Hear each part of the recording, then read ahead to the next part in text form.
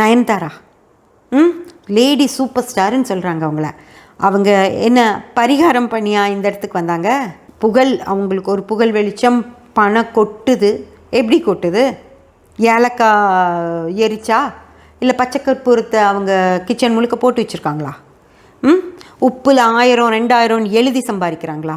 எந்த வித பின்புலமும் இல்லாமல் அவங்களோட ஒவ்வொரு உழைப்பின் காரணமாக தானே மேலே வந்தாங்க. ஓகேங்களா? இவங்கெல்லாம் பரிகாரமே பண்ணாமல் மேலே வந்துட்டாங்க.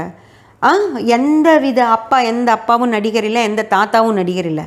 ஆனால் அப்பா நடிகர், தாத்தா நடிகர். ஆனால் அவங்களால எல்லாம் மேலே வர முடியல. சரி, அப்படி தான் மேலே வர முடியலையே, பரிகாரமாவது பண்ணி வாங்கன்னா அதுவும் அவங்க வரமாட்டேங்கிறாங்க. அப்போது இப்போவாவது உங்களுக்கு புரியுதா? நம்ம ஜாதகம் தான் வேலை செய்யும். நம்ம ஜாதகத்தில் உங்களுக்கு நல்ல நேரம் இருந்தது, புகழடையணும் நேரம் இருந்தது, அந்த புகழ் மூலமாக பணம் கொட்டணும்னு இருந்தால் தான் வர முடியும்.